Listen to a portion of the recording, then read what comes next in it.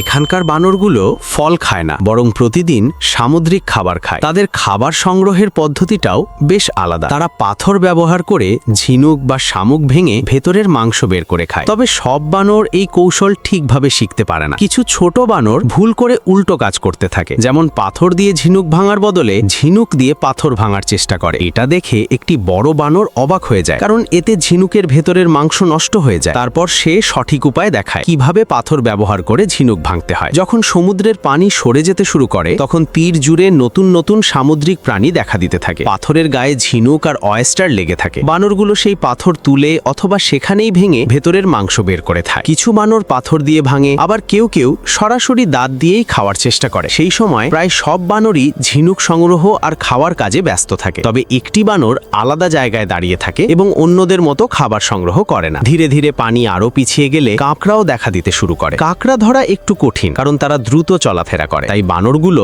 সঠিক সময়ের অপেক্ষা করে এবং সুযোগ পেলেই দ্রুত কাঁকড়া ধরে ফেলে। কাঁকড়া খাওয়ারও তাদের একটি বিশেষ পদ্ধতি আছে। তারা প্রথমে কাঁকড়ার মাঝের নরম অংশ খায়, তারপর ধীরে ধীরে পা খেতে শুরু করে। ছোট বানরদের বুঝতে কিছুটা সময় লাগে যে কাঁকড়া কোথায় পাওয়া যায় এবং কিভাবে ধরতে হয়। ধীরে ধীরে সূর্য ডুবতে শুরু করে এবং সমুদ্রের পানি আবার ফিরে আসে। পানির সাথে সাথে তীরের সব খাবারও অদৃশ্য হয়ে যায়। তাই বানরগুলোকে আবার পরের দিনের জন্য অপেক্ষা করতে হয়। অন্যদিকে সমুদ্রে থাকা প্রাণীরা, যেমন সি অটার বা সামুদ্রিক ভোঁদর, সরাসরি পানির ভেতরে গিয়েই খাবার খুঁজে নিতে পারে। তাদের জোয়ার ভাটার জন্য অপেক্ষা করতে হয় না। প্রয়োজন অনুযায়ী তারা কাঁকড়া বা মাছ ধরে ফেলে। তবে তাদের জন্য খাবার সংগ্রহ সহজ নয়, কারণ পানির নিচে তারা সীমিত সময় পর্যন্ত থাকতে পারে এবং প্রতিবার শিকার পাওয়াও নিশ্চিত নয়। এর পাশাপাশি সমুদ্রের নানা বিপদের সাথেও তাদের লড়াই করতে হয়।